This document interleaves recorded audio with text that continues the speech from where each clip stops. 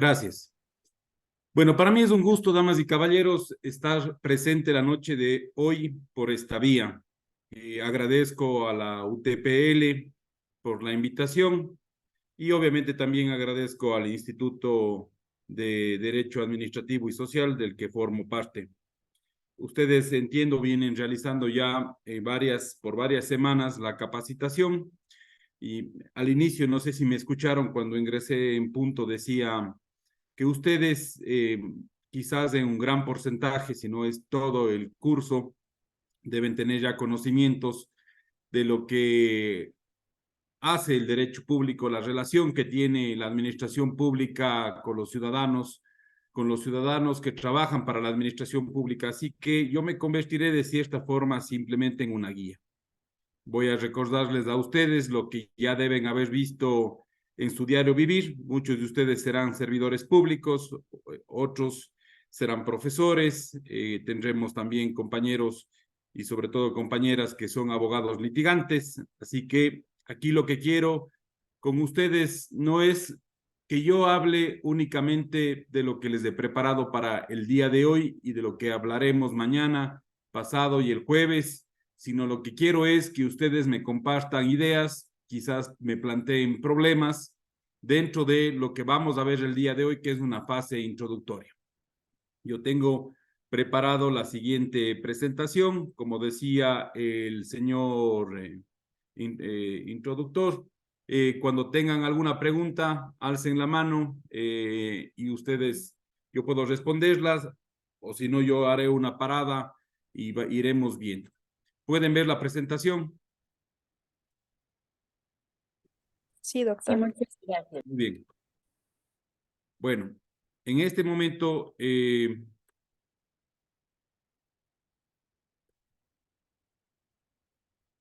la presentación se encuentra lista. Bien, yo voy a hablar sobre el sector, sobre el servicio público. El servicio público en la República del Ecuador. Y en esta clase, durante estos 4 días, voy a hablar sobre derechos y obligaciones de los servidores públicos. Voy a hablar del régimen de responsabilidades para los servidores públicos. Voy a hablar también de los fundamentos del procedimiento disciplinario. Me voy a referir a las normas y faltas disciplinarias. También voy a conversar sobre las etapas del procedimiento disciplinario y cerraremos el día jueves con los medios de impugnación y revisión. Pero no puedo hablar, damas y caballeros, de este tema si no hago una introducción.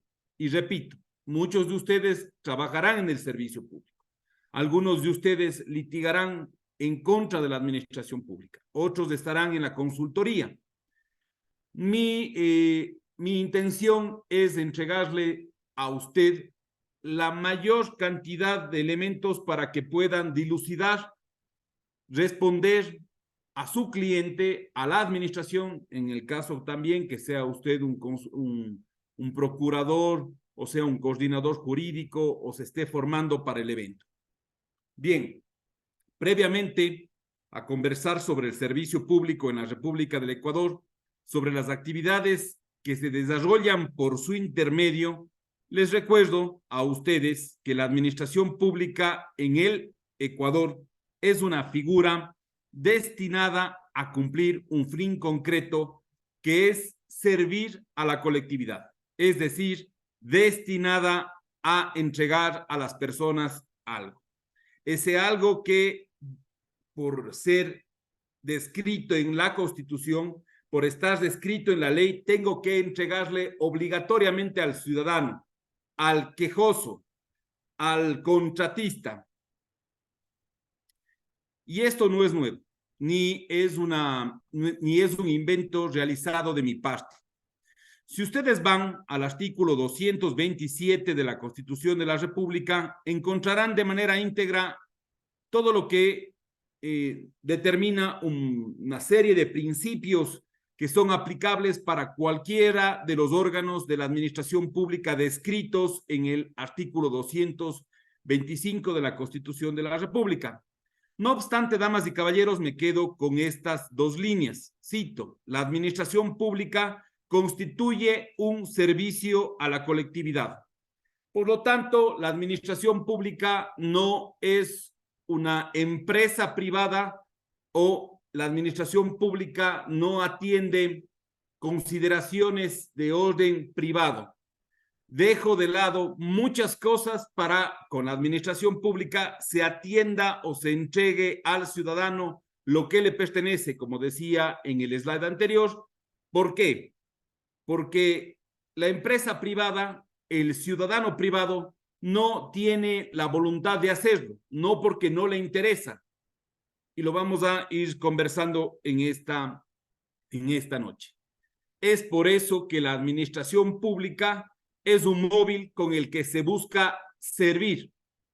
Si ustedes van al artículo 83, si no estoy mal, numeral 7 de la Constitución de la República, van a encontrar algo más o menos en las siguientes palabras. Deje de lado el interés particular y que prime el interés general.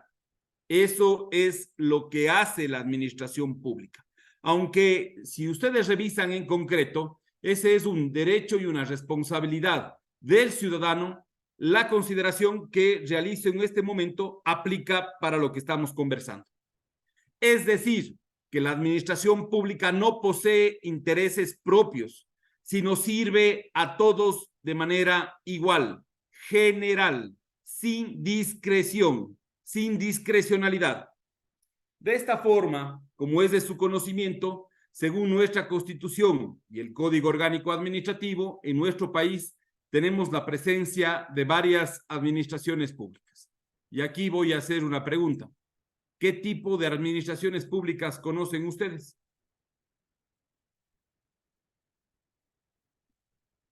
Si se equivocan, no importa. Sandra. Buenas noches, doctor. Disculpe, no encienda la cámara.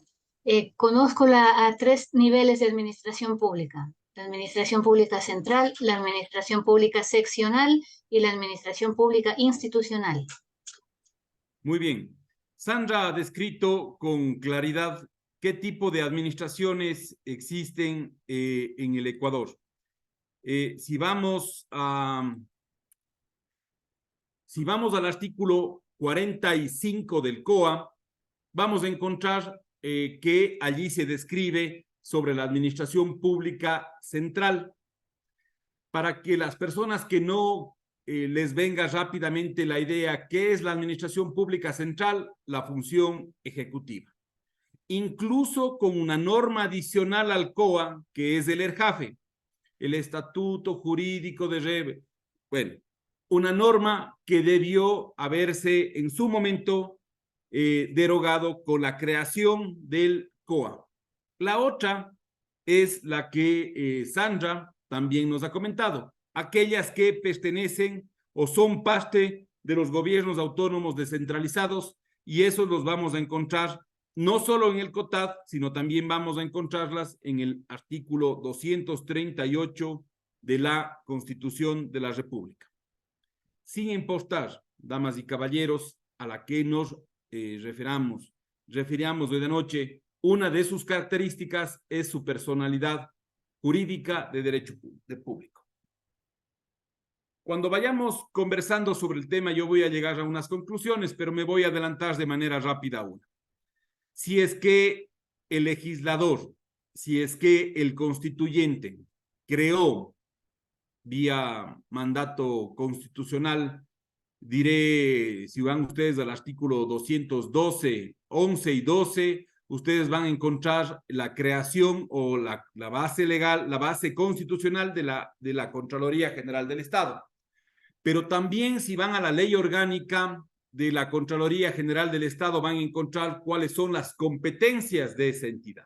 No obstante, esa es, digamos, esa es una ficción, una entidad creada y a la que le digo existe en toda la jurisdicción nacional. Y le digo adicionalmente, esta solo ocupa reglas de derecho público. Aún así, vamos a tener en cuenta que esas por sí solas, me refiero a las entidades, no podrán desarrollar sus competencias porque no existen. Y aquí viene algo que debería ser clarísimo para ustedes. Para eso se necesitan los seres humanos, los ciudadanos de la República que cumpliendo el servicio público o que cumpliendo una actividad cívica trabajan en cualquiera de ellas, en cualquier jurisdicción de la República, sin importar cuán grande o cuán pequeñas ellas sean. Entonces, ¿cuáles son las entidades a las que se aplica el derecho público? Y quizás uno está pensando que solo va a ser el Ministerio del Interior, o tal vez ese Ministerio de Salud, o tal vez el servicio de aduana del Ecuador. Pues bien, allí, conocedores ustedes de las normas constitucionales y legales, si quieren toman nota, o ya para los que conozcan simplemente es un recorderis. El artículo 225 de la Constitución de la República determina a quiénes o a qué entidades se aplica esta regla de juego. Yo voy a dar, aquí a ustedes podrán ver, retóricamente incluso subrayado y con nombres, van a encontrar todas las entidades a las que se me imaginó ayer noche que le aplica y usted también podrá hacer su ejercicio en casa. Aplica al municipio de Gualaceo, a la Junta Parroquial de Baños en Tungurahua, al Ministerio de Salud Pública, al Ministerio de Trabajo, a la Presidencia de la República, a la Empresa Pública de Rastro de Cañar, a las EMPLADES, al Ejército de la República del Ecuador, a la Policía Nacional, a la Superintendencia de Economía Popular y Solidaria, a las unidades de talento humano de las diferentes secretarías de Estado o de los municipios del país, al Banco Central, a la Dirección de Aviación Civil, a la Universidad Central del Ecuador, a los juzgados de coactivas, a la DINARDAP, al Consejo Provincial de Guaranda, otros. Y aquí más o menos tienen unos logos de las entidades que son o aplican, que son parte de la administración pública y de las que están inmersas las reglas del derecho público. La Alcaldía de Cuenca, la Universidad Nacional de Educación, el Consejo de la Judicatura, todas en esta razón. Bien, y quizás me van a decir, pero profesor, ya conocemos esto. Pues quiero que quede claro que si es que no existiera administración pública, una administración pública con entidades, no podría existir personal, al que me voy a referir ya en concreto en pocos minutos. Bien conocen ustedes, damas y caballeros, que la competencia nace de la ley. Y en este caso, la competencia a la fecha expedida en el COA, la vamos a encontrar en el artículo 65, que no es más que la habilitación que le ha dado la Constitución y la ley al órgano para obrar. Y de la misma forma, esa habilitación también le va a dar al órgano, o en este caso, al funcionario, al servidor público, al dignatario, como también vamos a ver, esa habilidad para que desarrolle sus atribuciones y sus facultades. Aunque parezca, aunque parezca aburrido lo que les voy a decir, les voy a comentar sobre este casito en especial, alcance de competencias. Me voy a ir a un ejemplo concreto y ustedes van a encontrar en un ejemplo la Universidad Nacional de Educación.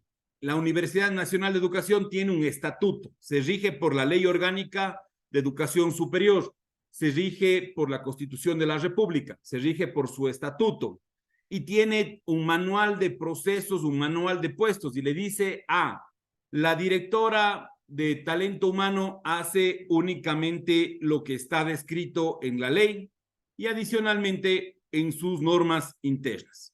Pues bien, tenga claro que esa limitación no la vamos nosotros a permitir cuando entendamos lo que dicen las 3 últimas líneas del artículo 67 del COA. Bueno, voy a leer por completo y voy a darle énfasis a lo que está en cursiva. El ejercicio de las competencias asignadas a los órganos o entidades administrativos incluye no solo lo expresamente definido en la ley, y aquí viene el énfasis, sino todo aquello que sea necesario para el cumplimiento de sus funciones. Es decir, que si es que nos encontramos a futuro con una frase o una respuesta positivista en la que nos diga no es de mi competencia, usted le saca ahora de hoy en adelante como sacan en el fútbol, la tarjeta roja y le dice lea las 3 últimas líneas o dependiendo del texto que tenga, lea lo último de lo que dice el COA. Y aquí me voy a plantear y les voy a plantear varias preguntas. ¿Qué sucede cuando varios órganos de la administración pública al mismo tiempo realizan control, auditoría, desarrollan procedimientos disciplinarios y sancionatorios? ¿Qué les viene a la cabeza? ¿Qué creen que sucede?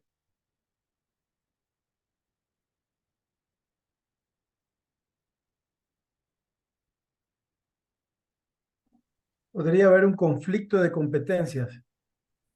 Correcto. ¿Qué más podría haber, Ismael? ¿No se te viene a la idea de que puede haber una confusión, tal vez? Obviamente, duplicidad de funciones que afectaría el tema de la eficiencia en la administración pública, ¿no es cierto? Correcto. ¿Alguien se suma a que se puede romper el debido proceso?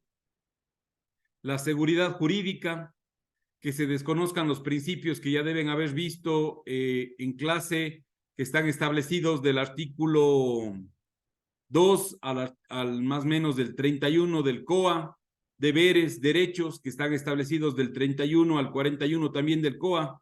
¿Alguien se suma a esa posición?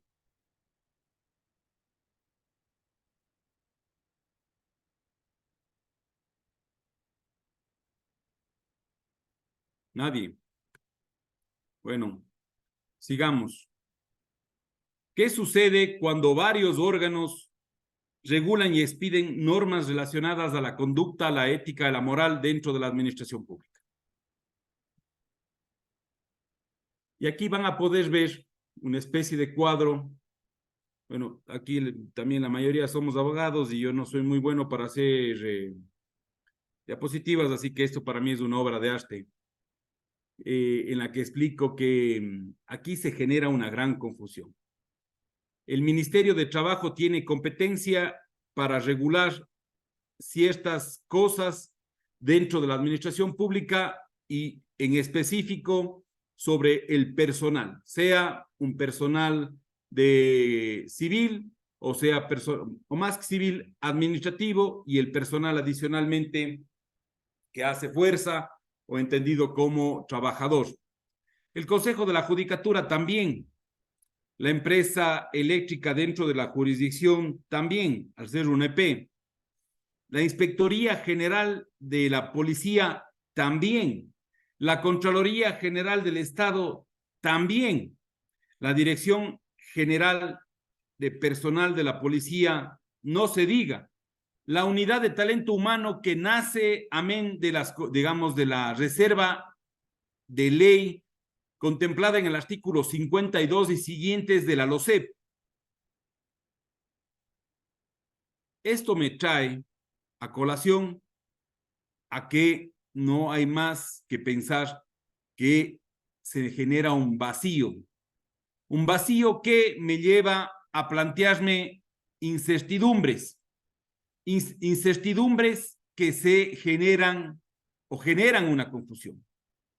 Y obviamente un detrimento a los derechos humanos de los ciudadanos, adicionalmente de aquellos ciudadanos que son parte de la administración pública y que forman parte de las entidades que, digamos, de entidades que desarrollan las competencias del Estado. Así, damas y caballeros, se pierde, como decía Ismael Garrido, se pierde objetividad en lo que busca la administración pública. Se rompe por completo lo que establece ese artículo 227 de la Constitución de la República. Si van más allá en ese artículo 227, allí van a encontrar ustedes los principios de la administración pública que se aplican para cualquiera de los que se encuentran como órganos, como entidades, como secretarías, como ministerios dentro de la jurisdicción nacional. ¿Qué más sucede en esa confusión a la que me refiero en mi cuadro obra de arte, voy a decirlo así?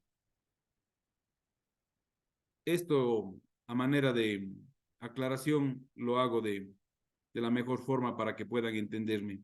Como es una clase y no es un conversatorio en donde estoy solo, yo estoy compartiendo con ustedes y por eso le pido también que me retroalimenten con lo que quieran decirme.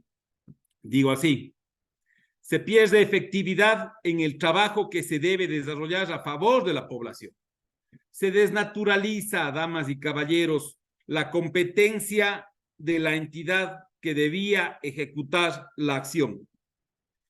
Hace un rato hablaba de los derechos humanos. Sí, esa incertidumbre genera en el ciudadano una posible violación de sus derechos humanos. Lo voy a comprobar cuando vayamos igual desarrollando esta conversación. La incertidumbre genera que el ciudadano quede en indefensión y tome opciones, y mejor dicho, y no tome opciones para su defensa de tipo óptimo, lo que afecta al debido proceso y a la seguridad jurídica. Gabriela León. Doctor, buenas noches, compañeros. Por hacerle una inquietud, si bien es cierto las competencias que acaba de establecer en el ejemplo de materia LOCEP, materia Código de Trabajo, viene la siguiente inquietud. ¿Cómo diferenciar qué es una competencia administrativa y cómo diferenciar qué es una competencia sancionadora? Me voy un poco más allá. ¿En qué entidad pública trabajas, Gabriela? Yo trabajo en el gobierno municipal de Ceballos, pero ¿por qué la pregunta? Se hace un proceso sancionador en lo que respecta a la UAFE, al registrador de la propiedad. Y la ley de prevención de activos dice que quien asuma la competencia como el Ministerio de Gobierno o quien ejerza la competencia deberá conocer un recurso de apelación o el recurso extraordinario de revisión. Y bueno, prácticamente yo hice una absolución a la Contraloría, a la Procuraduría, y me dice que tengo que diferenciar, ¿sí?, la competencia administrativa versus la competencia sancionadora. El registrador de la propiedad, bueno, el proceso se inició por un proceso sancionador y el registrador apela a la UAFE sobre esta sanción. Ya. Y le manda al gobierno municipal a contestar la apelación porque mencionan que tiene una competencia administrativa. A ver, rápidamente. Bueno, ustedes no son estudiantes de grado, es decir, ya son abogados, así que ya no me voy a dar mucho las vueltas y voy a responder rápidamente y al grano el tema. Las normas en el Ecuador están establecidas en su jerarquía en el artículo 425 de la Constitución de la República. Entonces, le vamos a poner primero a la Constitución, después a los tratados, pactos, protocolos, convenios internacionales, leyes orgánicas, y va bajando hasta el rango más pequeñito que podría decirse un instructivo o una nota interna dentro de la entidad pública. En este caso, salto al artículo 226 de la Constitución de la República, que habla sobre el principio de legalidad, es decir, haré solo lo que la Constitución y la ley ha determinado para el efecto. Adicionalmente, voy a utilizar en la absolución a tu pregunta el artículo 14 del Código Orgánico Administrativo, que habla sobre el principio de jurisdicidad, que tiene algo interesante y que no es la limitación a lo que solo dice la ley, sino adicionalmente también le mete allí a los temas de orden internacional. Salto al artículo 65 al que me refería y tengo ya armado, digamos, un primer escenario de las normas que se deberían aplicar para que tú puedas solucionar tu problema. La UAFE tiene, la UAFE tiene unas reglas propias. La UAFE lo que ha ordenado a través de una resolución es que si estos actores regulados tengan que reportar mensualmente, a otros les dice trimestralmente, etcétera, sobre las consideraciones que hacen y desarrollan en el mes. Ese vendría a ser un tema propio de la UAFE, que vendría a ser un tema de control, pero en el orden sancionatorio. Mientras que lo que se le podría llamar la atención a ese registrador por parte del municipio en donde trabajas es un tema de orden disciplinario. Dos cosas completamente diferentes, pero de las que ese registrador de la propiedad, servidor público que tiene responsabilidades de hacer y no hacer conforme lo establece el artículo 233 de la Constitución de la República, no puede ser sancionado dos veces por la misma consideración. Por lo tanto, la impugnación, entiendo con los elementos que me das, deberían haber sido, si es que fue sancionado por la UAFE, debería haber presentado el mismo recurso ante la misma UAFE. Si es que por cuerda separada se hubiera iniciado un procedimiento de orden disciplinario, que no es igual a un procedimiento sancionatorio que les debe haber explicado Jaime Villacreces, es de otra forma. Doctor, en eso estoy muy de acuerdo, pero el registrador presenta a la UAFE la apelación y la UAFE me manda a mí el expediente al GAT para que resuelva la apelación. Bueno, ¿quién es el que emite el acto de sanción? La UAFE.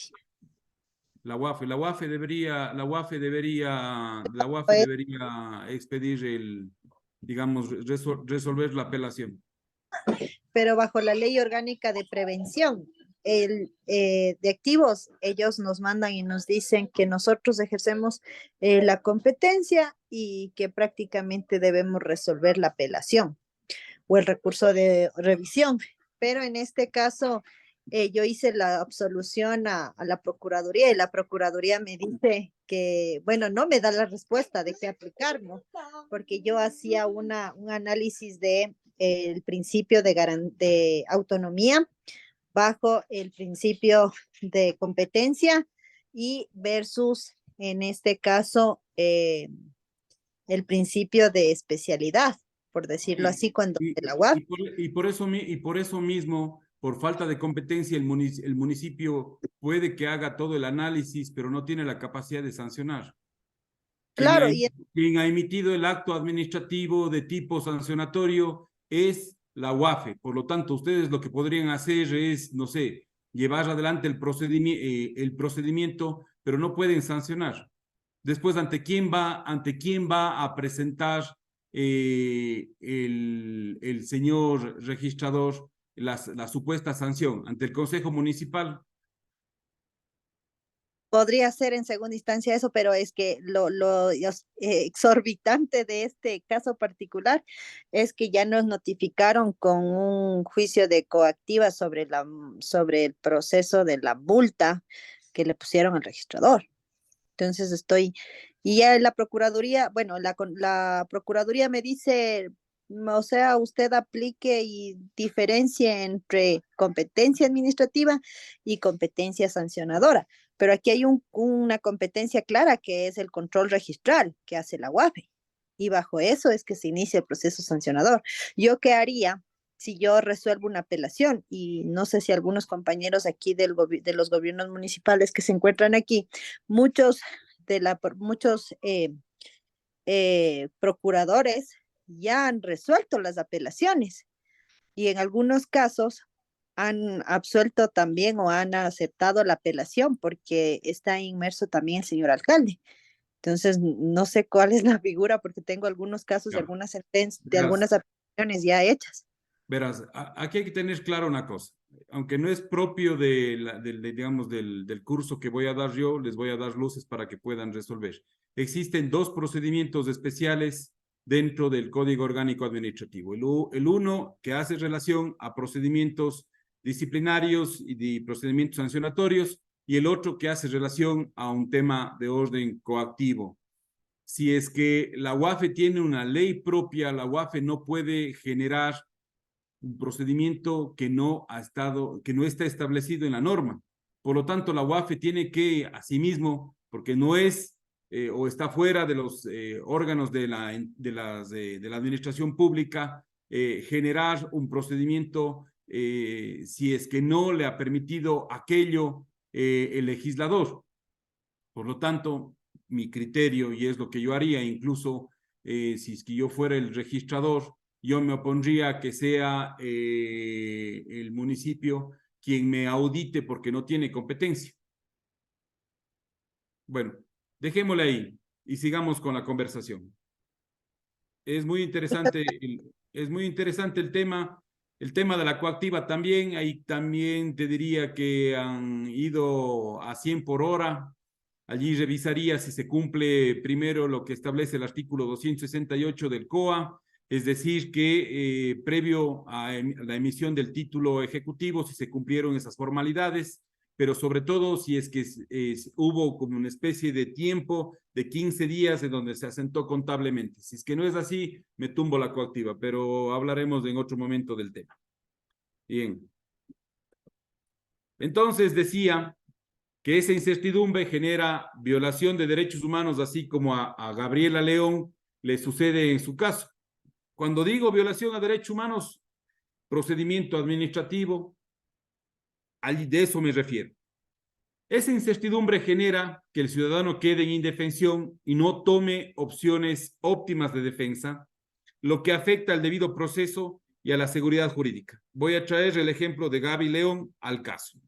Entonces, es la UAFE quien emite el acto sancionatorio. Es la UAFE quien debería instruir posiblemente la apelación. Y la UAFE le dice vaya o impugne al Consejo Municipal de donde usted pertenece. ¿Me está generando una confusión? Sí. Repito, no voy a hablar de temas sancionatorios, yo voy a hablar de temas disciplinarios, que son hermanos gemelos.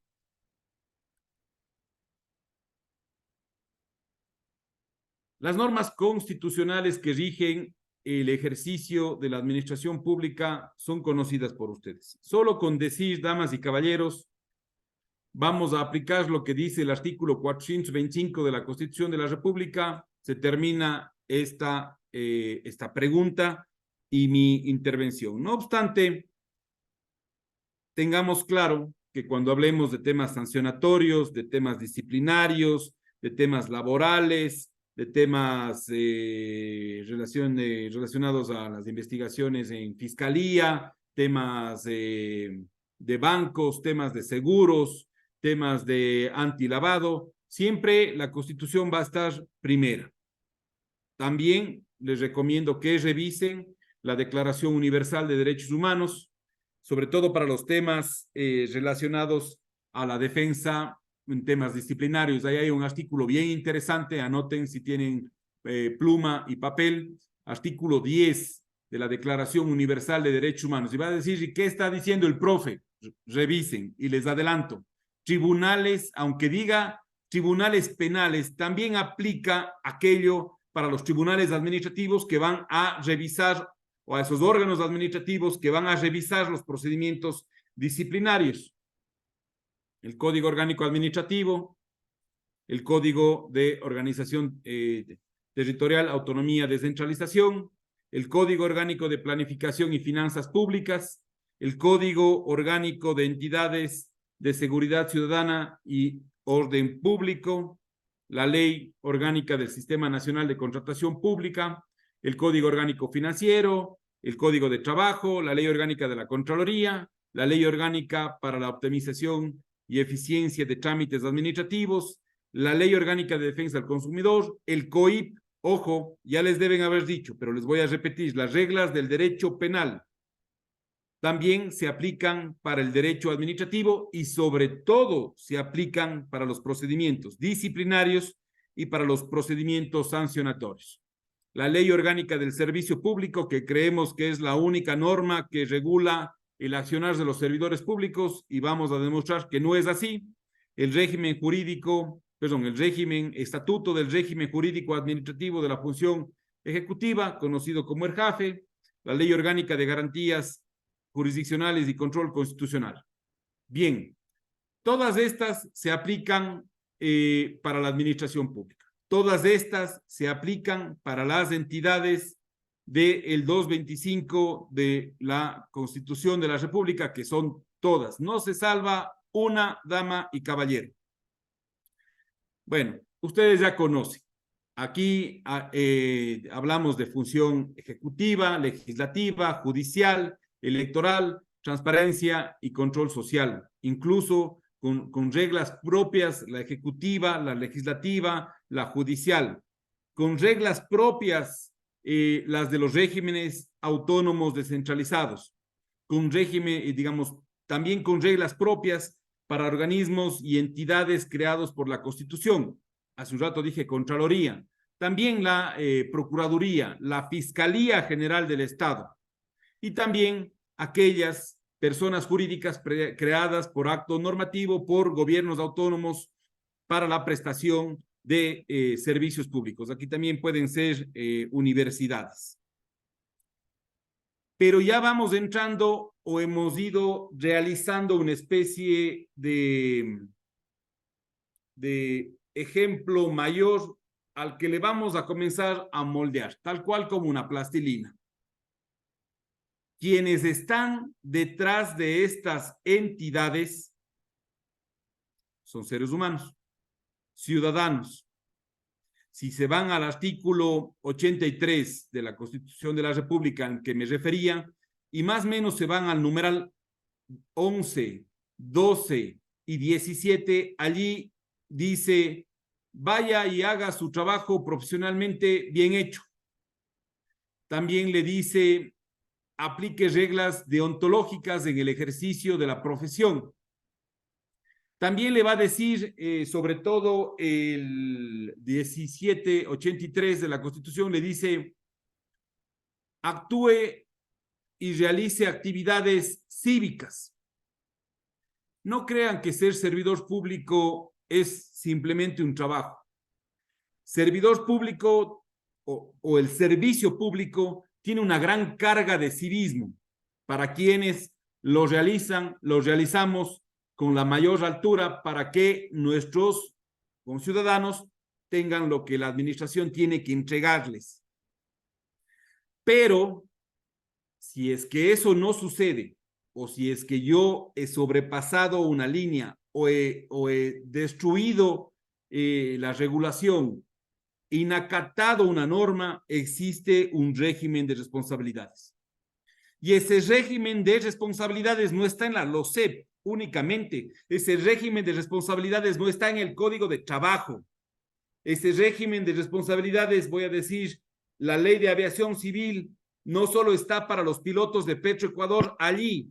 Ese régimen de responsabilidades nace con el artículo 233 de la Constitución de la República, que ustedes lo conocen bien. Adicionalmente, podrán encontrar algo adicional en el artículo 11 final de la Constitución, que habla sobre la repetición, y el artículo 92 también de ciertas responsabilidades.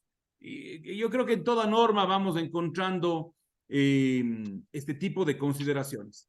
Pero quiero que les quede claro, sobre todo el primer párrafo del artículo 233, sobre las responsabilidades. ¿Y qué dice? Aunque ustedes ya lo conocen, señores, señoritas, señores abogados.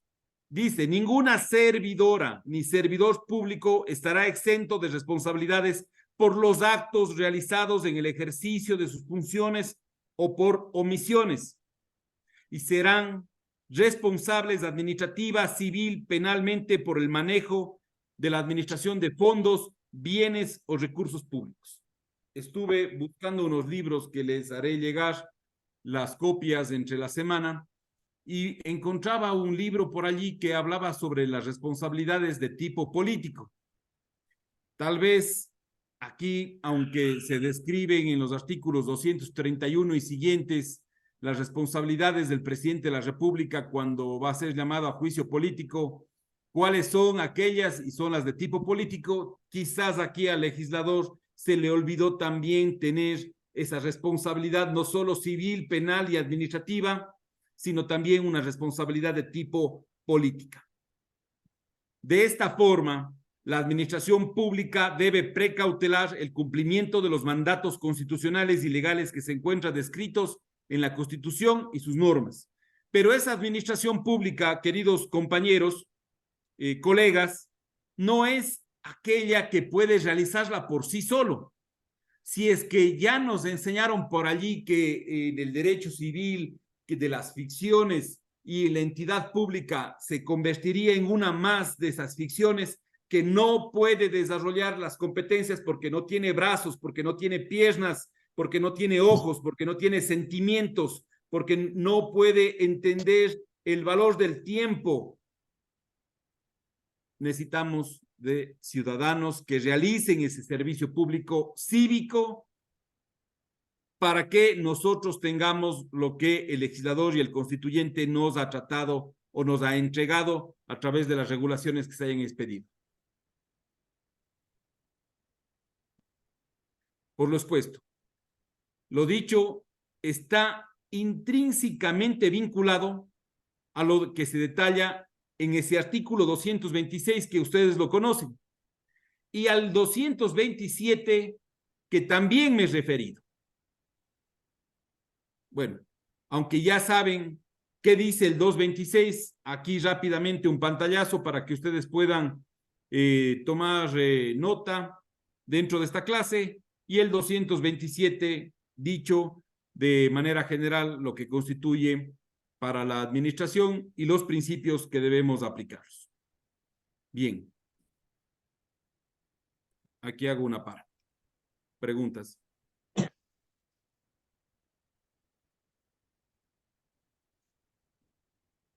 ¿Alguien tiene preguntas? ¿Está claro?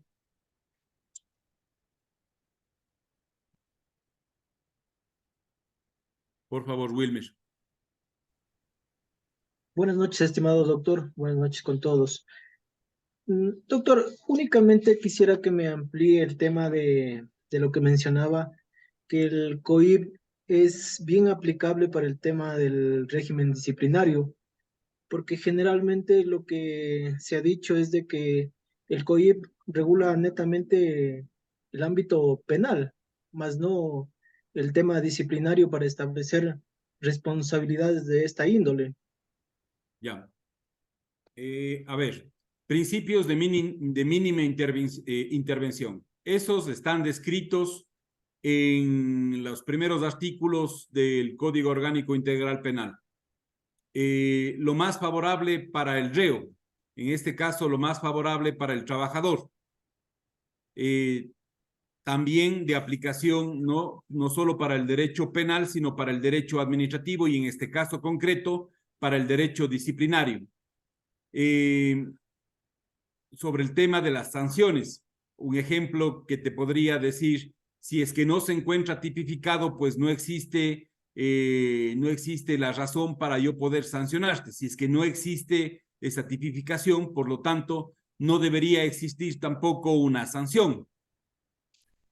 Pero para no ir más allá y para garantizar que mi comentario pueda servirte, Wilmer, a ti en tu ejercicio profesional, te voy a recomendar que no solo revises los principios que se aplican para el derecho penal o en el derecho penal y que los traigas al derecho administrativo. No tengas miedo, hazlo.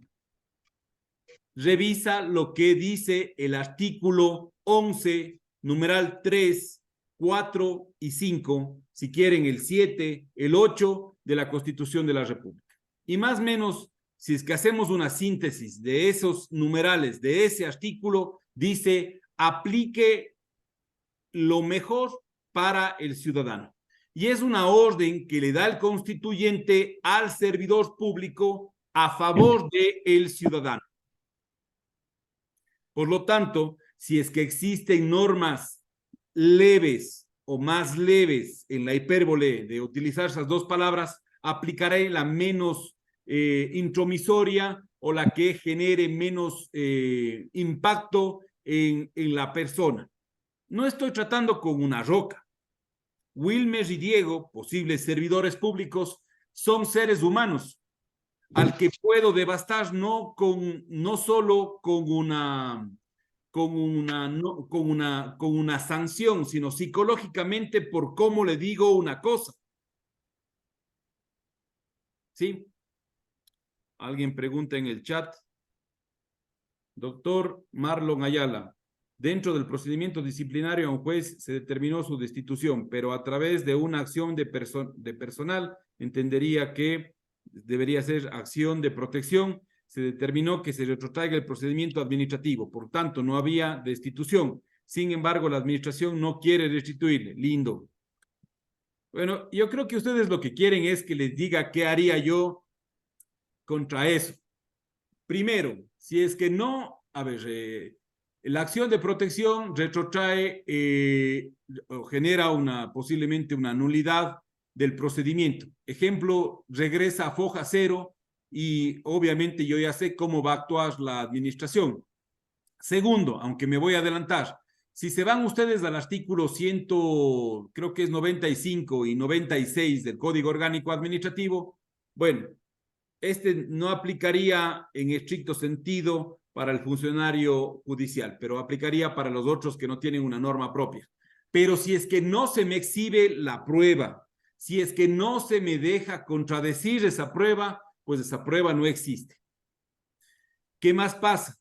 Si es que el procedimiento está viciado, si es que han violado mis derechos, bueno, yo no solo podré aplicar ese procedimiento constitucional, sino podré también irme al Tribunal Contencioso Administrativo. No obstante, sea lo que sea y le haya ganado yo a la administración pública y no quieren restituirme, ahí sí sirve el derecho penal para presionar a la administración y van a revisar el artículo 282, primer párrafo que dice orden de legítima de autoridad competente. Saco una copia certificada y remito a la fiscalía para que se cumpla aquello. Quizás sea una práctica demasiadamente abusiva, pero es una herramienta que tiene usted para generar presión. ¿Qué más podría hacer? Obviamente presentar una acción de incumplimiento de una sentencia. Podría poner una queja ante el mismo Consejo de la Judicatura. Con eso respondo la pregunta. Primero, manos alzadas de Ismael y Juan. Ismael, pregunta. Doctor, me quedó una duda. El servidor público, vimos, tiene la responsabilidad administrativa, civil y penal. Yo tengo claro que si un trabajador comete una falta, hay el régimen disciplinario, la sanción administrativa, y si este tema es un tema de delito, inclusive hay el tema penal, ¿no es cierto? Y Así no es. aplicaría el non bis in idem. Pero tomando a colación el ejemplo que decían de la UAFE y el régimen disciplinario, ambos son temas administrativos. Aquí, ¿cómo se sale de este tema? Ahí se aplica el non bis in idem. A ver, pero pensemos, en el ejemplo concreto, un trabajador no está relacionado a un tema de lavado de activos, solo que ese trabajador trabaje en un banco público, ese trabajador trabaje en un banco privado, que ese trabajador trabaje en cajas, vámonos por allí, porque entrar a hacer un análisis general de que el trabajador puede hacerlo, no. Yo creo que hay una obligación ahora de todos los servidores públicos de realizar debidas diligencias al trabajo. y si es que no está escrito, ustedes van a tener claro que las buenas prácticas regulatorias, así como lo determina el artículo 2 del Código Orgánico Administrativo, son de aplicación para todos ustedes. Pero deberíamos ver, a ver, no le van a sancionar a ese trabajador también, creería yo. ¿A quién le van a llamar la atención? Es al representante legal que no presentó aquello. Y en la casuística se va armando posiblemente un cuadro de responsabilidades de las que deberíamos ir dándole proporcionalmente responsabilidad a uno o a otra persona.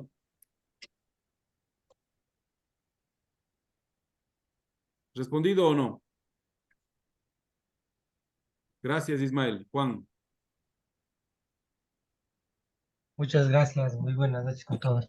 Únicamente para complementar, bueno, de lo que se ha venido conversando hasta el momento, yo quería comentarles, dentro de la ley, permítame específicamente, la ley para la optimización y eficiencia de trámites administrativos, ya se incorpora específicamente el principio del proadministrado, específicamente en el artículo 3, numeral 6, que ya señala proadministrado e informalismo. En caso de duda, las normas serán interpretadas a favor de la o el administrado, que de alguna manera ya va regulando no solamente de carácter dogmático, sino ya de manera puntual dentro de un ordenamiento jurídico.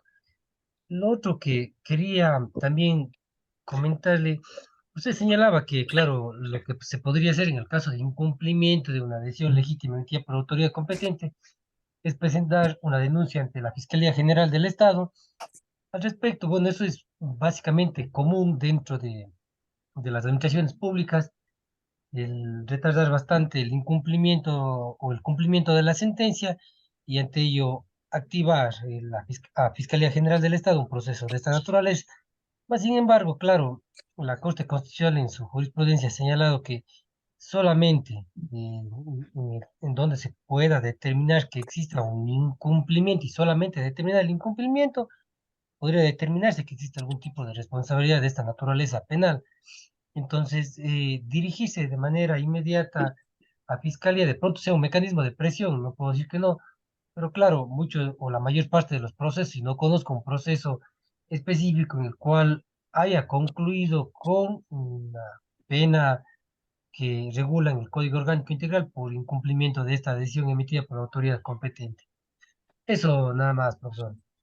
Sí, y con la aclaración que obviamente la sentencia no está pidiendo o ordena que se genere una certificación presupuestaria y aún así que lo haga, esa sentencia a la que te refieres, Juan, incluso una posible disposición de que se genere una certificación certificación presupuestaria para regresarle al cargo a esa persona que ha salido 1 mes, 6 meses, 2 años, 12 años, no tiene la administración pública los fondos en ese momento planificados para el ejercicio fiscal.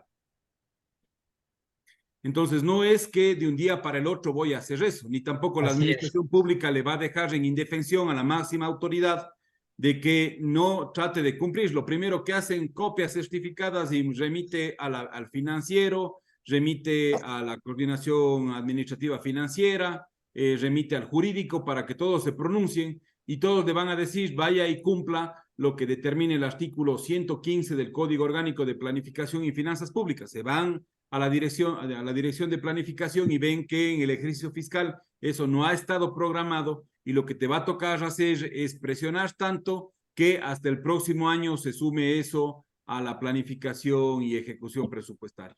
Ya si es que no funciona, tienes que ver cómo ejecutas y como ustedes han venido a escuchar qué pueden hacer, les digo qué pueden hacer.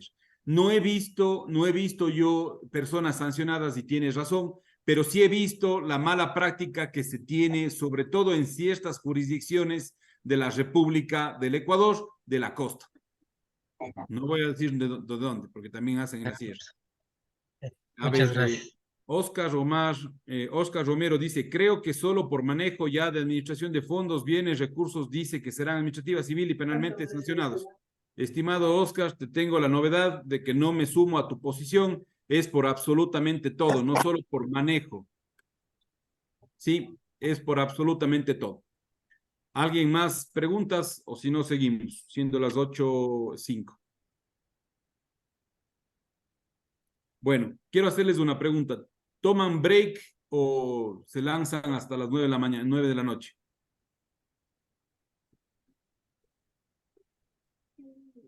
Unos 10 minutitos, no sé si nos podría ayudar.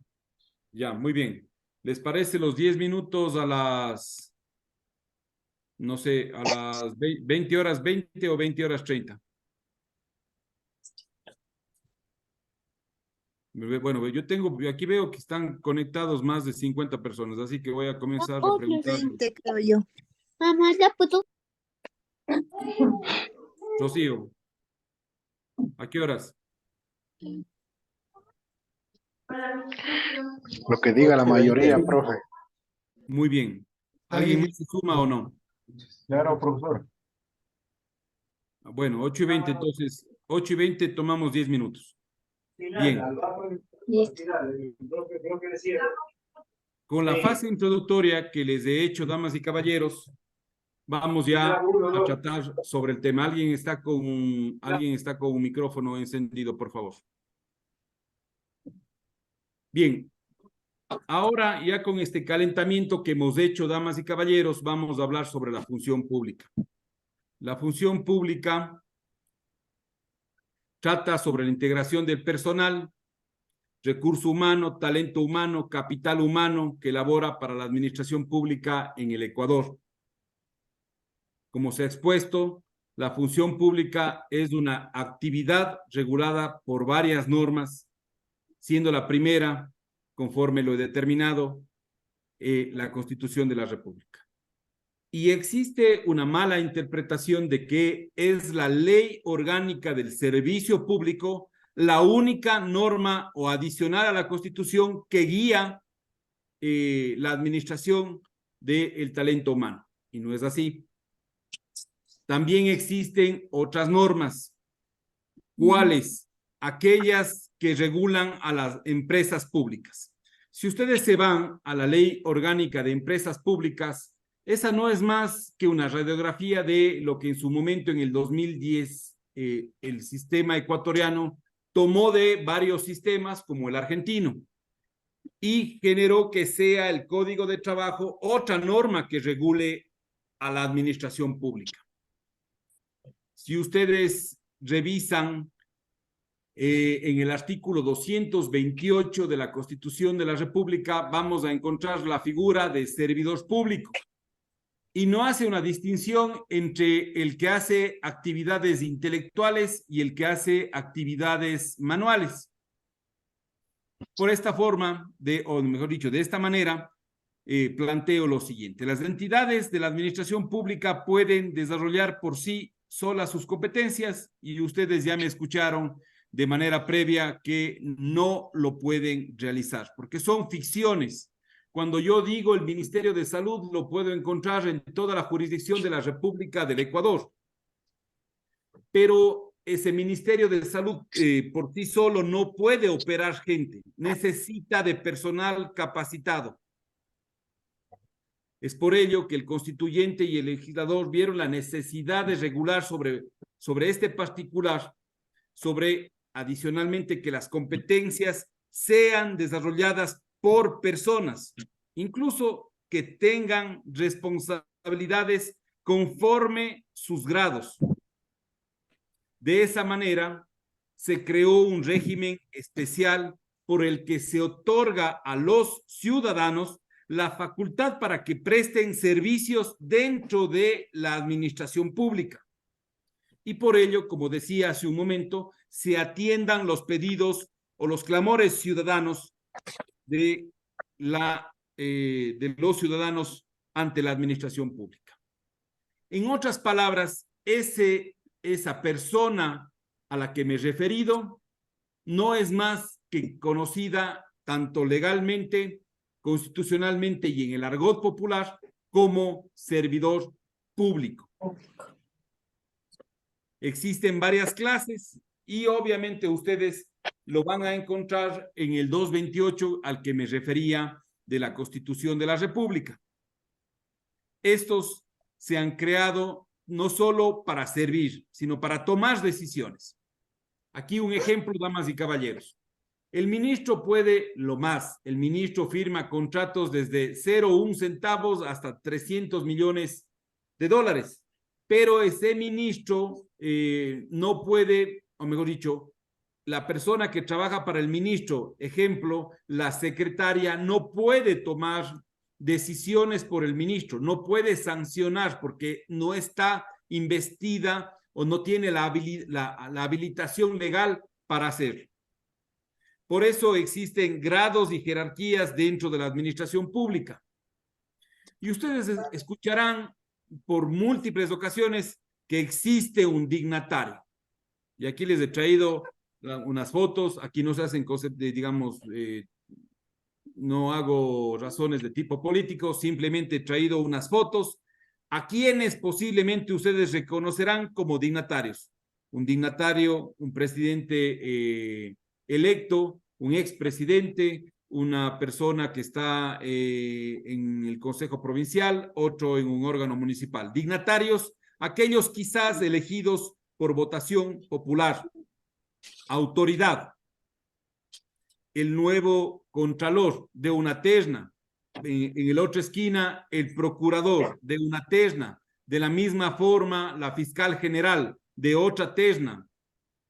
Y obviamente también representantes de otras funciones del Estado. Funcionario. Este es más clásico. Aquí vemos una serie de funcionarios. En un lado van a encontrar ustedes personal de la función ejecutiva. En el otro lado, si no estoy mal, es una foto de funcionarios de la Contraloría. Por otro lado, vamos a encontrar en la parte final otro gabinete saliente, 2 gabinetes salientes. Aquí podríamos decir, todos estos son funcionarios de gobierno de turno. Y el servidor, en donde quizás nos encontramos la mayoría de personas que hemos trabajado en el servicio público. Allí vemos unas personas. Alguien está prendido el micrófono, señorita doctora Samaniego, por favor. Algunas personas creo que son de la administración pública, otras personas están atendiendo en el IES. Aquí vemos servidores públicos, incluso hasta la vestimenta, en donde atienden sin tantas pompas es diferente. Pero no debemos olvidarnos de esto, del obrero y el trabajador. También descritos en el artículo 229 de la Constitución de la República. Aquí tengo un trabajador de Petroecuador, creo que es de Petroecuador, lo que está de Tomate, verán ustedes, o de Flopec, que trabaja en una empresa pública y que tiene otro régimen disciplinario. Tengo trabajadores que están allí marchando en la ciudad de Cuenca, entiendo por el 1 de mayo. Les he puesto un avión de Petroecuador, porque Petroecuador tiene pilotos, tiene no solo aviones, sino tiene pilotos. Esos pilotos se convierten en un híbrido, damas y caballeros, son una mezcla entre administrativos y trabajadores, pero con un régimen especial, y es por eso que les iba a decir que no existe solo la Ley Orgánica del Servicio Público y el Código de Trabajo para estos temas, sino también otras normas que en este caso a los pilotos de Petroecuador también aplican.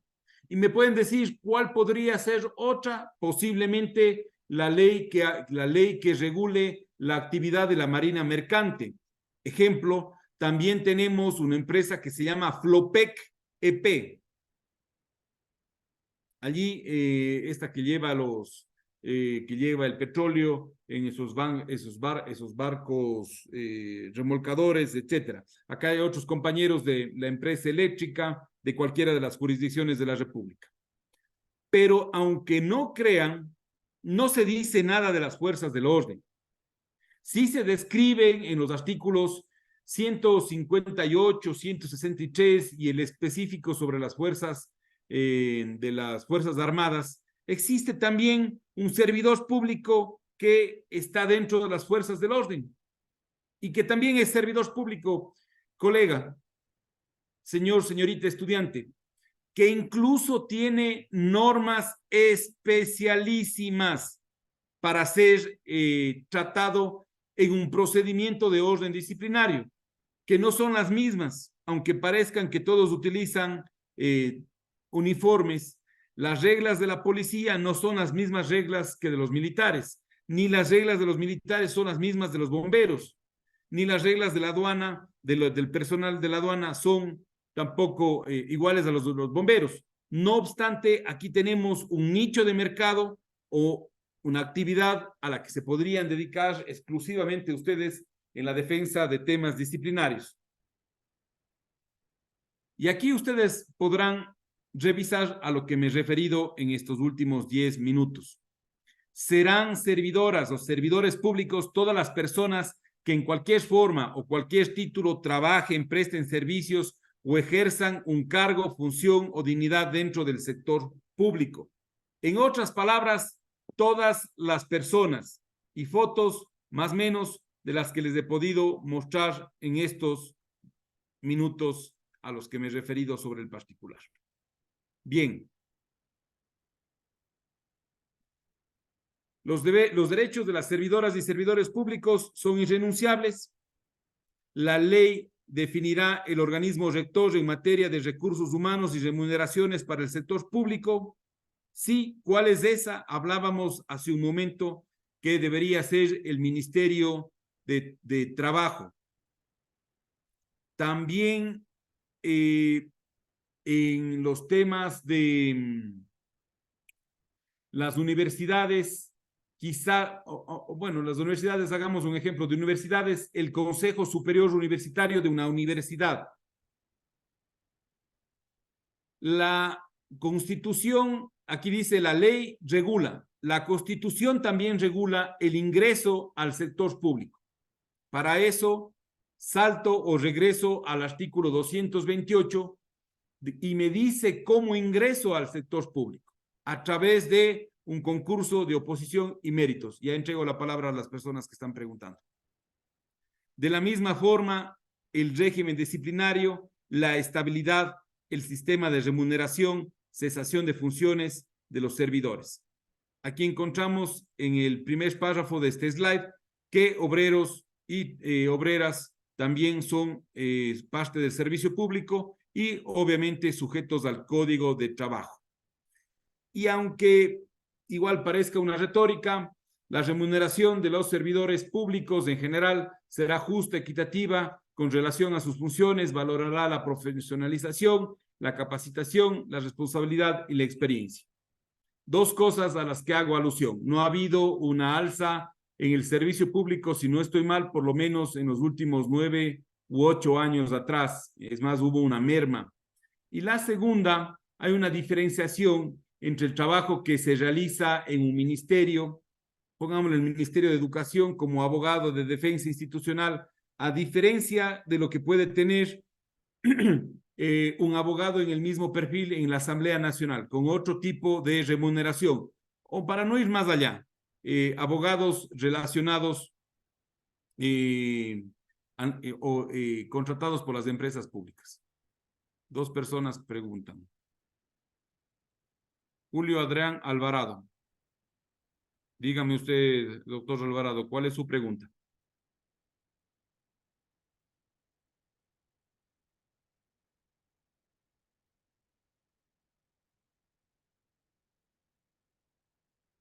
Julio Adrián Alvarado, gentilmente ha hecho una pregunta en el chat y dice, ¿debería o es? Si me aclara, ¿cuál es su pregunta, Julio?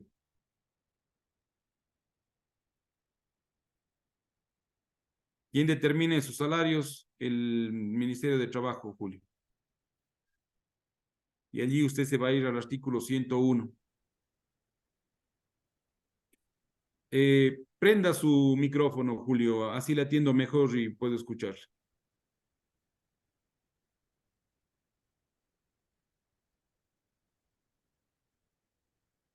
Doctor, hasta que el compañero Julio, buenas noches.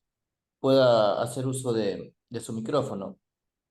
Yo Ya. le había escrito por el chat el caso del personal de Diplomático.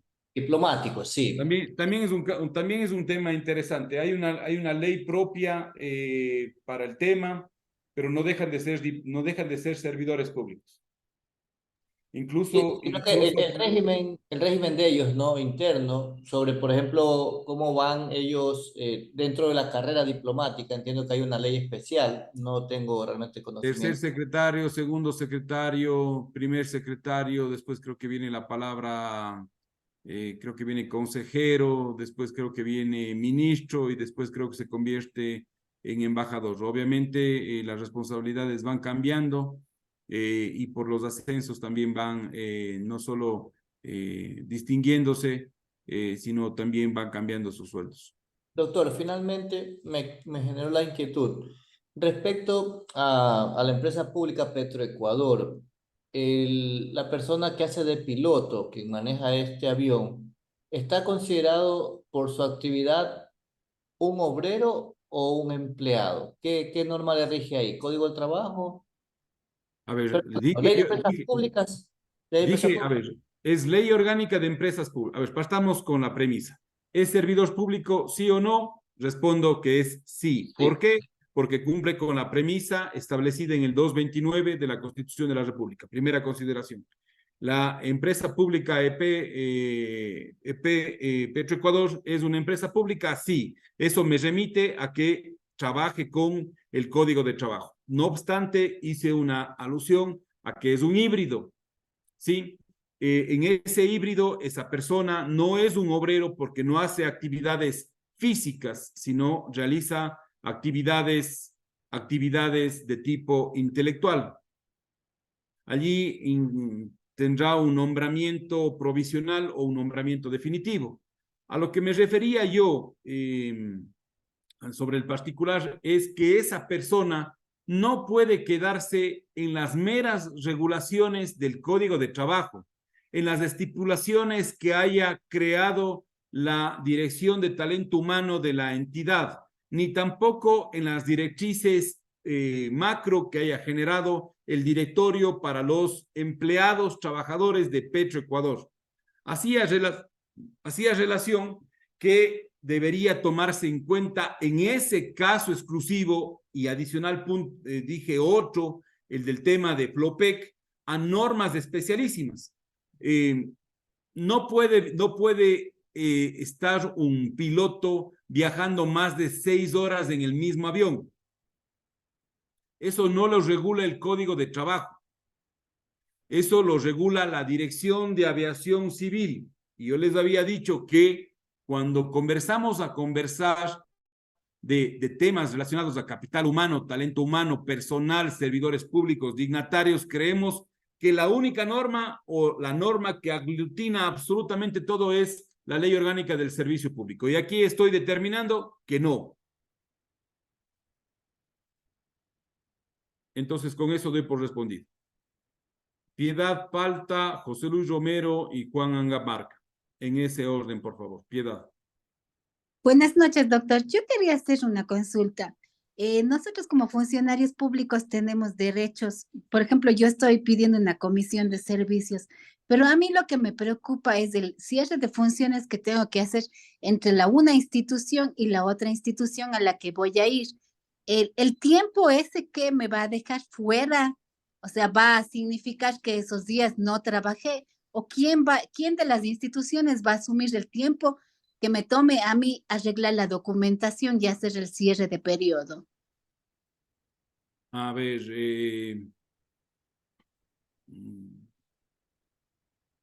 si es que termina la comisión de servicios de un día para el otro y le dicen, venga, usted tiene que reincorporarse y se dará por entendida que le cancelarán en su entidad en donde usted presta los servicios y tiene el contrato, bueno, no sería el contrato, sino el nombramiento definitivo.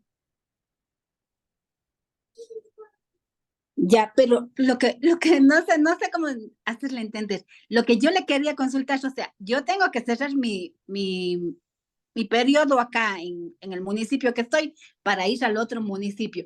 Pero el arreglar toda esa documentación, ¿a qué ¿Quién paga municipio eso? está? O sea, ¿a qué ¿Quién paga municipio? eso? Ajá, ¿quién paga eso? ¿O queda fuera? ¿O esos días no se contabilizan?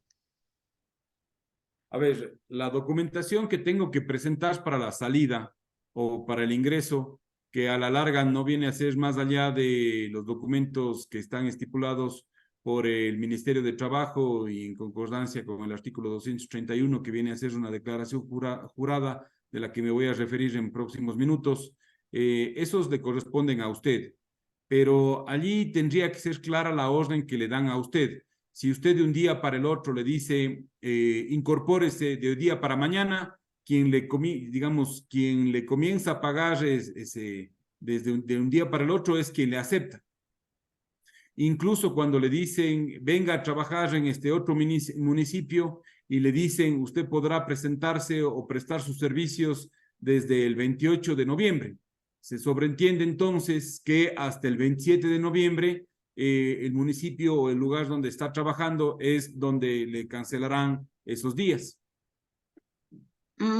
Ya. Y tendría que estar establecido en el documento en donde le habiliten a usted ese traspaso, esa comisión de servicios para que no quede en indefensión. Si es que no queda claro, lo que les recomendaría es que consulte y pida una aclaración.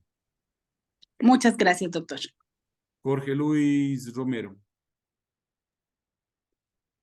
Muchas gracias, doctor. Buenas noches. Buenas noches con todas y con todos. Precisamente, de alguna manera, respondió la pregunta que quería plantearle, pero nada más como para reforzar el tema del régimen jurídico al que se somete talento humano, concretamente en las empresas públicas. La LOEP claramente determina que el régimen jurídico aplicable a las empresas públicas es redundo la LOEP, ¿no es cierto? La Ley Orgánica de Empresas Públicas y las leyes que en este caso la ley de servicio público, la LOCEP y el Código de Trabajo, ¿no es cierto? Mi pregunta. Lógicamente las empresas públicas deben emitir su propio reglamento de administración de talento humano, ¿no es cierto? Y en este caso, como usted lo dijo acertadamente, tiene que ser un híbrido, ¿verdad? Primero, sustentado principalmente en lo que establece la LOEP.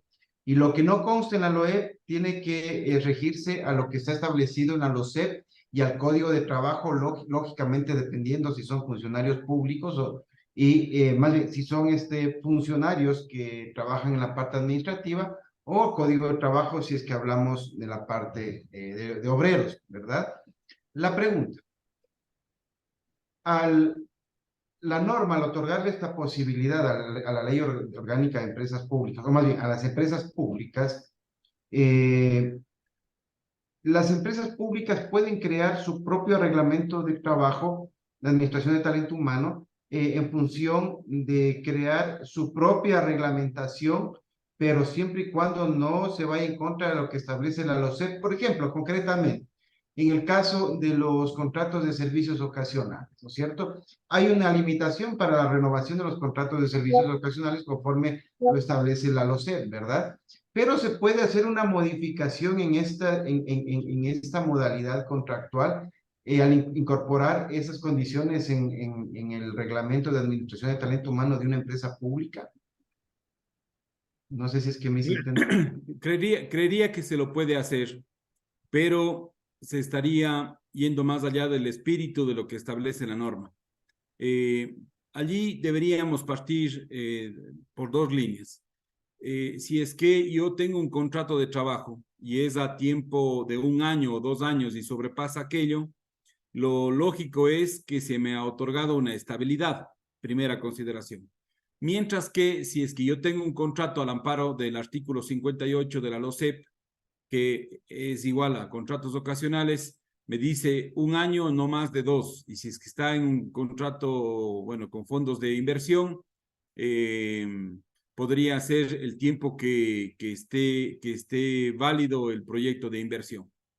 Pero allí se genera una discrecionalidad y un híbrido, porque para ese contrato de trabajo que se genera en la empresa, en la empresa pública, no es pues un contrato per se que se hace de un rato para el otro que le puede incluso entregar esa estabilidad a la que me refería hace minutos atrás.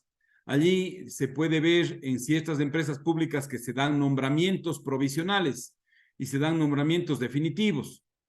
Yo creería que el legislador, en ese ánimo de traer lo que en la legislación comparada, y decía yo, Argentina, lo que no hizo o lo que hizo es traer digamos, un ejemplo que nos ha traído problemas a nosotros. ¿Por qué? Porque se ha generado una discrecionalidad entre los servidores públicos de los ministerios, digamos, del mismo Ministerio de Energía y Minas, a diferencia del servidor público que está trabajando en Petroecuador. Y supuestamente vamos a decir, es que acá están, necesito personal con mayor conocimiento. Son las mismas responsabilidades, son los mismos horarios, se está tratando sobre el mismo tema. ¿Se podría hacerlo? Posiblemente se lo puede hacer, porque esa es una prerrogativa que le da la ley al directorio de la empresa pública, que puede contrariar la ley, no puede contrariar la ley. La buena práctica lo que debería hacer es que se equiparen los perfiles, los puestos, y obviamente que, aunque no voy a aplicar directamente lo que dice la LOCEP, por lo menos voy a tener un marco regulatorio similar para no generar una discrecionalidad. Gracias, doctor. Juan Angamarca. En este momento me he permitido compartirles una sentencia en la cual la Corte Constitucional, me parece que esto es del año 2011, ya hizo un análisis sobre a qué régimen pertenecen los funcionarios, tanto el personal, digamos que de los obreros, así como los empleados, y cuál es el régimen que les corresponde a ellos. Y la Corte Constitucional básicamente dice que en lo que respecta a la Ley Orgánica de Empresas Públicas, básicamente no vulnera lo que establece el artículo 129 de la Constitución, que hace una distinción entre empleados y trabajadores, porque tenemos la concepción de que si hablamos de empleados hablamos de la LOCEP y si hablamos de trabajadores es Código de Trabajo. Básicamente lo que indica esta sentencia ya muy anterior es que lo que se ha generado a través de la Ley Orgánica de Empresas Públicas es un régimen propio para las empresas públicas y claro, lo que permite es regular a través de las disposiciones ya internas todo lo concerniente al ámbito laboral interno de las empresas. Este criterio también fue básicamente asumido en un pronunciamiento de la Procuraduría General del Estado que también me gustaría compartirles, que no le encuentro al momento y cuando es el oficio 14861 del 27 de septiembre del año 2013, que básicamente, insisto, dice lo mismo, que en lo que respecta a las empresas públicas, el régimen laboral aplicable tanto para servidores como para obreros es el Código de Trabajo. Ahí la inquietud, usted hace un momento señalaba justo que cuando y la LOCEP también es norma aplicable para el tema de las empresas públicas. Y claro, hay este gran debate que he tenido en algunos escenarios judiciales, en qué normativa o si es que efectivamente la LOCEP aplica o no aplica para las empresas públicas y en qué caso se debe aplicar. Por ejemplo, yo he visto que la LOCEP sí señala que dice que estas disposiciones son de aplicación a todas las instituciones y ahí, bueno, señala entre ellas las instituciones creadas bajo marco normativo, en el caso de las empresas públicas. Y claro, hay varias circunstancias que no están en la LOEP, pero que están en la LOCEP.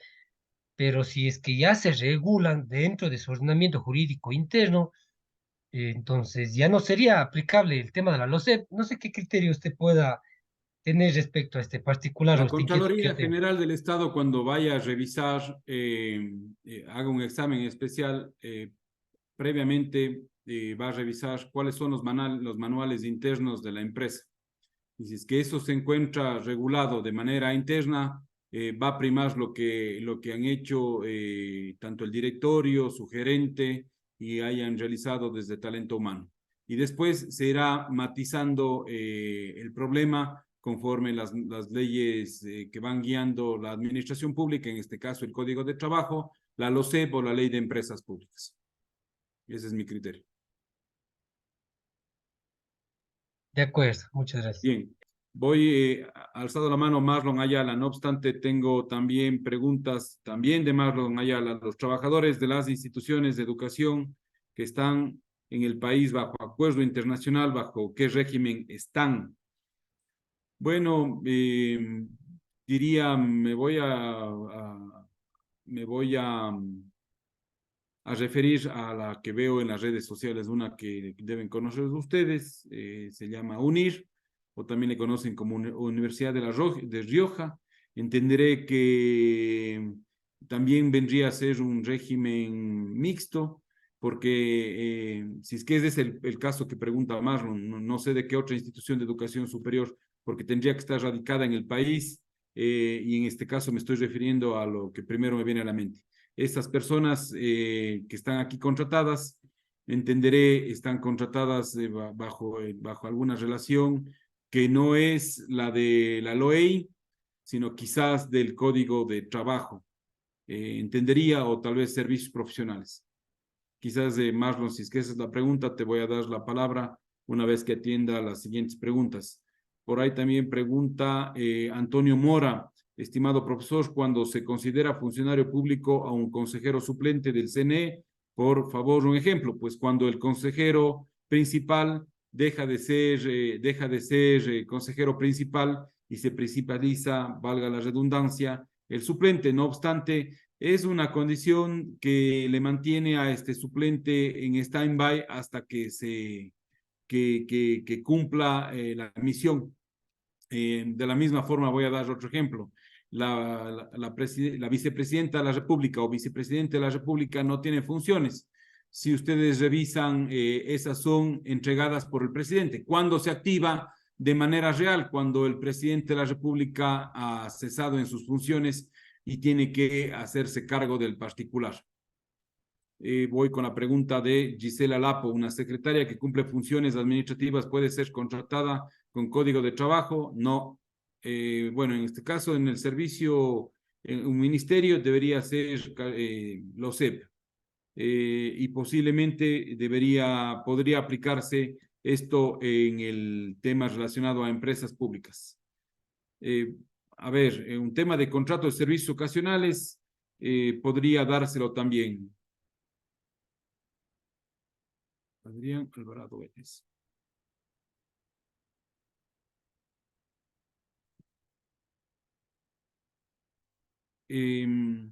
Dependiendo, o sea, si es que está en el servicio público normal, diría un ministerio, podría ser un contrato de servicios ocasionales. Si se va a una empresa pública, sería un contrato de trabajo. Con eso creo que también doy por explicado lo que me pregunta Gisela. Además, Gisela pregunta, ¿los empleados de una empresa pública que tienen antigüedad mayor de 1 o 2 años pueden continuar con sus contratos ocasionales en las funciones que desempeñan o obligatoriamente deben dar un curso de méritos de oposición? Con eso te respondo rápidamente. Revise el artículo 229 228 de la Constitución de la República. Allí dice que se entra por un concurso de oposición y méritos al servicio público. Incluso he visto sentencias que cuando le ganan a la administración pública, cuando ha habido precariedad y ha estado una persona contratada con servicios ocasionales 3, 4, 5, 6 años, y le dice, dele un nombramiento provisional y realice un concurso de oposición y méritos, y obviamente tendría que ganar esa persona, digo entre comillas, pero se ingresa solo con un concurso de oposición y méritos. Hay varias formas como vincularme con la administración pública. Francisco Morán, en la acción de personal deben quedar claro. Muy bien, Francisco. Rocío Fonseca, doctor, si es un contrato libre de nombramiento y remoción, ese se termina cualquier rato. Por eso la palabra remoción es un cargo de confianza. Y de allí, con esto ya no tengo más preguntas. Alguien más me preguntaba, por allí, Marlon Ayala, tenía alzada la mano. Marlon. Muy buenas noches. Disculpe, doctor, 2 preguntas. No sé si se me escuchan. Sí, te escucho, Marlon. Buenas noches. 2 preguntas con respecto hice una pregunta en el chat con respecto de un juez destituido que a través de una acción de protección decidió retrotraer el procedimiento.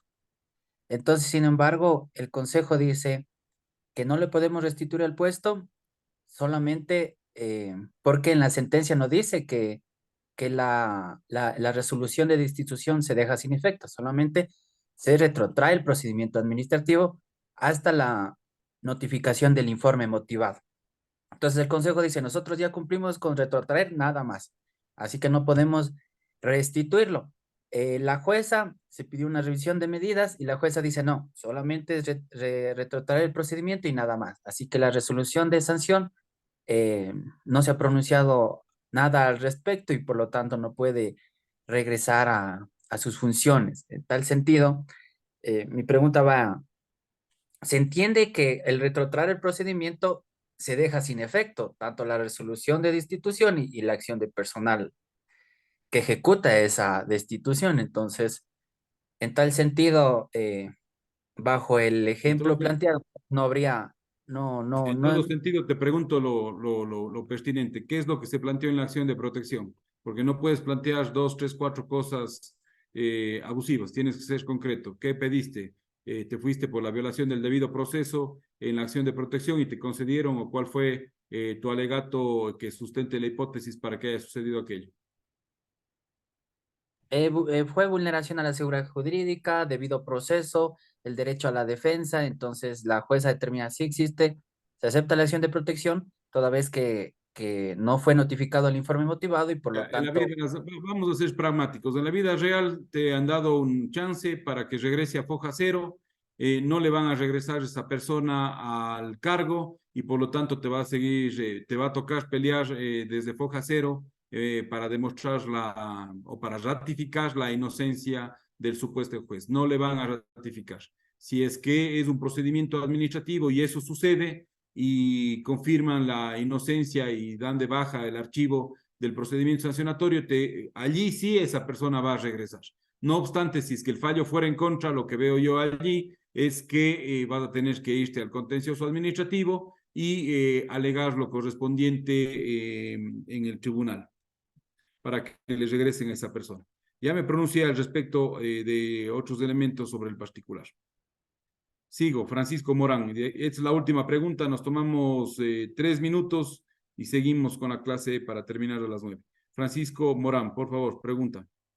Doc, gracias. Más bien era un poco opinar sobre el planteamiento del colega respecto a la resolución del juez constitucional. Algo que le escuchaba era como que el juez ordenaba que no se, bueno, se declaró vulneración de derechos porque no se le notificó con el informe motivado, entiendo, ¿no? Pero si el juez señala que esa es la vulneración del derecho, la institución puede llegar a ese momento, notificarle y hacerlo de manera motivada. De esa manera se entiende que la reparación del derecho ya se cumplió, ya no habría vulneración. Entonces, el resto de lo que consta en el expediente disciplinario se entendería también que no ha sido objetado por la jueza en su decisión. Yo lo veo así, doctor. Me parece que hay jueces en donde señalan que no se motivó adecuadamente, ordenan que se motive, pero no significa que tenga que retrotraerse todo el expediente a foja cero, como en algún momento también se pudo comentar. Gracias, Francisco. Tomémonos, damas y caballeros, 2 minutos. El break que nos habíamos planificado para las 20:20 no se dio. Yo voy a recargar un vaso de agua, así que en 2 minutos regresamos. ¿Les parece? Seguimos con la clase. Estamos en los últimos 15 minutos.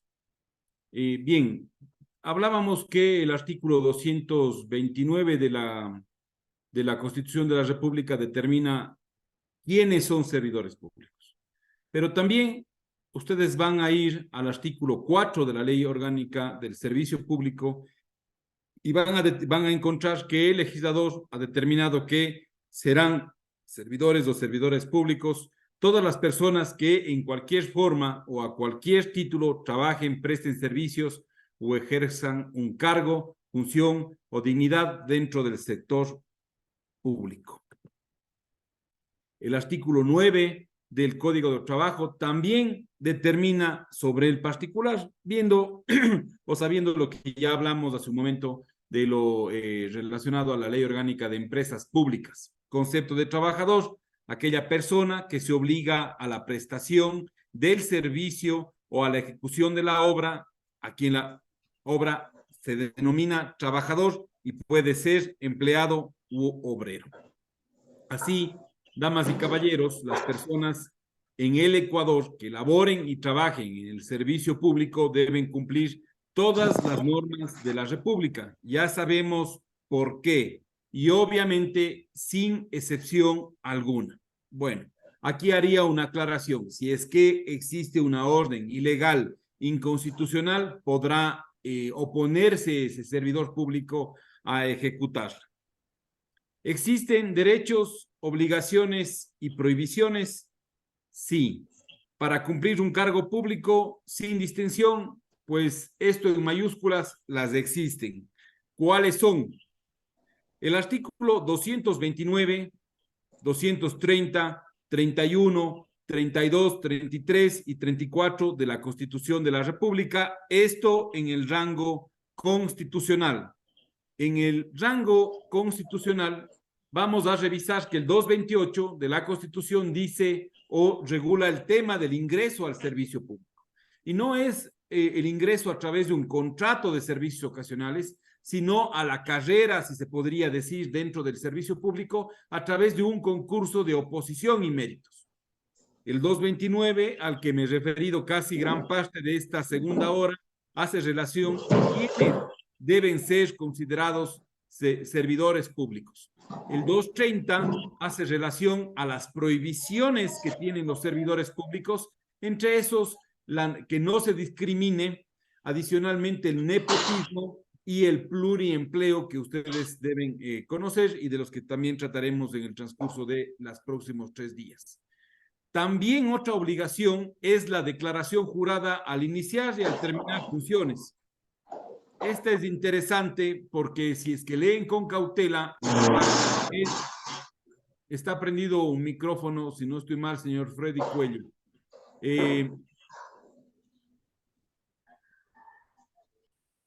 Decía que este es interesante porque aquí se genera una presunción.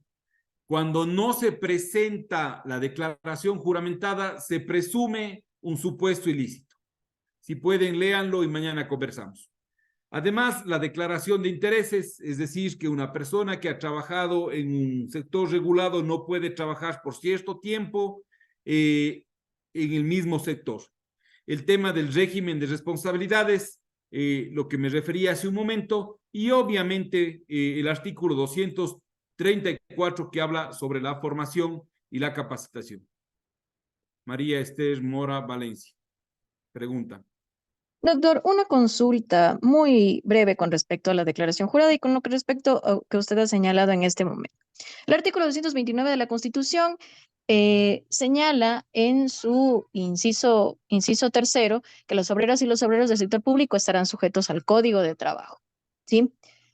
Usted acaba de señalar que efectivamente si es que trabajan en el sector público, serán considerados servidores y servidores públicos. Sin embargo, en su momento, eso, con la enmienda, el artículo 8 de la enmienda, se declaró inconstitucional por parte de la Corte Constitucional y se eliminó ese inciso tercero y posteriormente, y efectivamente ya trabajadores eran servidores públicos. Posterior a eso se declaró inconstitucional y este inciso nuevamente retornó a su texto original y quedó: las obreras y obreros del sector público están sujetos al Código de Trabajo. Considerando que el artículo señalado específicamente con las declaraciones juradas, que es el artículo 231, señala: las servidoras y servidores públicos, sin excepción, presentarán al iniciar y finalizar su gestión la declaración patrimonial jurada. Estamos hablando claramente de los servidores públicos. Todos. Sí. Por lo tanto, los trabajadores también tienen que presentarlo, pero te voy a dar un tip adicional. Si no eres servidora pública y estás en el libre ejercicio, quizás no lo conozcas, pero para quienes son o somos servidores públicos, esto ya es un poco más del día a día y está regulado por otra norma. La Contraloría General del Estado tiene un reglamento de cómo se presentan las declaraciones juradas. Cada 2 años incluso se tiene que hacer una actualización. Por lo tanto, todos los servidores públicos, sin importar si sea administrativo, si sea dignatario, si sea obrero, tienen que cumplir la presentación al ingreso y a la salida, y adicionalmente cada 2 años conforme la regulación que ha expedido la Contraloría General del Estado. Ahí va mi duda, estimado doctor, porque la Constitución es clara al decir que los trabajadores y trabajadoras se regirán por el Código de Trabajo, Sí, ¿no es cierto? Entonces, cuando hablamos... son normas especiales expedidas por la Contraloría General del Estado que dispone la competencia y sobre todo la potestad normativa. Sin embargo, no sé, o sea, desde parte del derecho constitucional, ninguna norma puede ir en contra de la Constitución. Entonces, hablaríamos, si es que ellos se rigen por el Código de Trabajo, implicaríamos que servidores públicos no son, porque no se rigen por la LUCEP. Pero son servidores públicos porque la Constitución me dice que le diga servidor público a esa persona.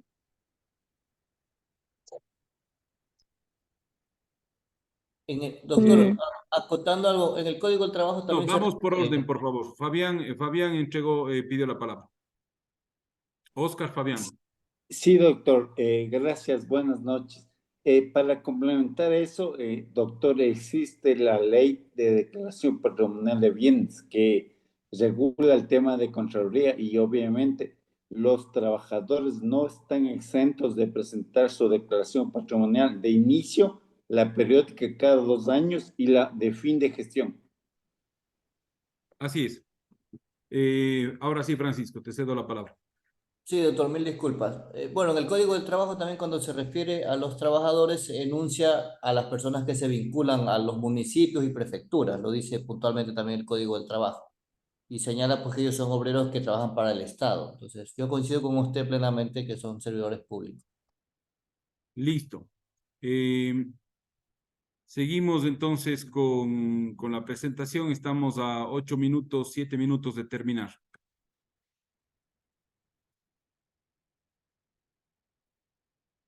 Entonces nos quedamos en el tema relacionado, sí se está publicando, ¿no? Sí. Quedamos en el 232 que hacía relación al tema de declaración de intereses, 233 régimen de responsabilidades y 234 formación y capacitación. Además, damas y caballeros, tenemos deberes que están establecidos en el artículo 22 de la LOCEP, derechos que están establecidos también en el 23 de la LOCEP, prohibiciones que están establecidas en el 24 de la LOCEP. Pero eso no queda allí. También vamos a encontrar que el Código de Trabajo también determina derechos y prohibiciones. Existen varios. Yo he podido recoger los que quizás están en el día a día, entre esos del artículo 4, de temas relacionados a sueldos, digamos, a igual trabajo, igual paga. También tenemos el 40, el 79, el 93 y las prohibiciones que están determinadas en el artículo 46. Primera conclusión introductoria, damas y caballeros. En cuanto a su definición, se puede decir que el servicio público trata sobre las personas, los ciudadanos que laboran para la administración pública y o para el Estado, y que gracias a esas personas, los organismos y entidades públicas descritas en el artículo 225 de la Constitución de la República pueden hacer efectivas sus competencias.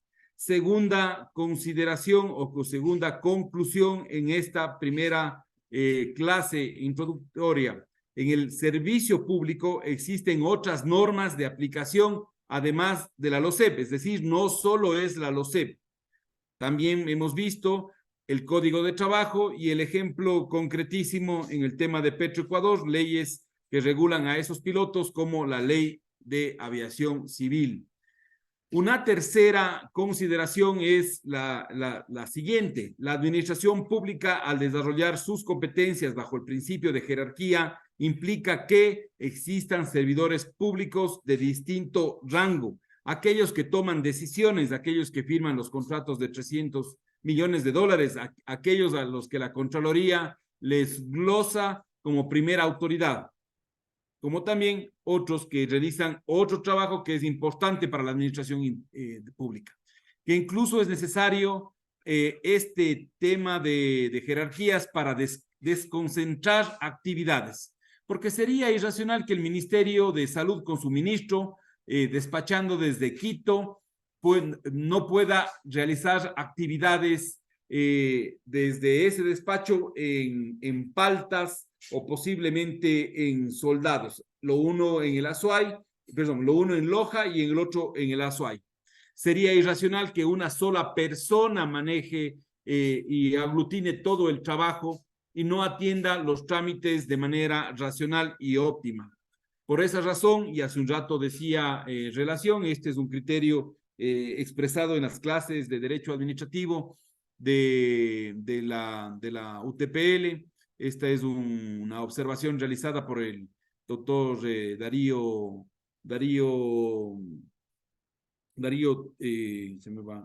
doctor Darío, que es el docente autor de la materia, Darío Tapia. En este caso, el artículo 101 determina que existe una escala de remuneraciones, y si es que quieren revisar más sobre el particular, van a la resolución MRL-2012 del Ministerio de Trabajo. Una cuarta conclusión es la siguiente: la existencia de los servidores públicos es necesaria en cualquier jurisdicción del Ecuador, y ya que sin ellos las entidades de la administración pública no podrían atender las demandas y las necesidades básicas o colectivas que se requiere, y peor, a tiempo, es decir, al tiempo necesario que yo necesito para vivir y desarrollarme y garantizar que eso me sirva a mí en mi día a día. La existencia de los servidores públicos garantiza y asegura, dentro de las conclusiones a las que llego en este momento y al cerrar la clase, condiciones mínimas de acceso y atención a los derechos que dispone el ciudadano, como educación, salud, bienestar, servicios públicos, domiciliarios, otros. Si es que no realiza esto, me voy al régimen de responsabilidades del que hablaremos mañana y al que me he referido conforme el 233 de la Constitución de la República. Quinta conclusión, damas y caballeros: las personas jurídicas de derecho público, como se ha explicado, son ficciones legales y por ello no pueden desarrollar sus competencias por sí solas. De esta manera, es óptimo, legítimo y necesario el apoyo de la mano humana, en este caso del personal capacitado, para que ejecute y desarrolle las competencias otorgadas a esas entidades y se garantice el goce de los derechos legales fundamentales y de los que se encuentran en la convencionalidad. Siendo una obligación constitucional y legal prestar servicios públicos de óptima calidad, competitivos y evitando el monopolio de los mismos, las personas jurídicas de derecho público, al ser ficciones, no pueden hacerlo por sí solas. Por lo tanto, se ratifica que es necesario el uso de la mano humana, en este caso del ciudadano, para que pueda entregarnos a nosotros también, ciudadanos, lo que la ley y la Constitución ha determinado. Bien, voy a quedarme aquí, siendo las 20 horas 59. De haber alguna pregunta, la atiendo en este momento. Caso contrario, continuaríamos la clase hasta la lámina que me he quedado, que mañana veríamos derechos y obligaciones del servidor público y bueno, lo que esté dentro de la materia. Preguntas de haberlas, caso contrario, quisiera que me digan cómo se sintieron en la clase, y si es que no tienen nada que decir, vamos cerrando la misma. Muchas gracias, doctor. Buenas noches.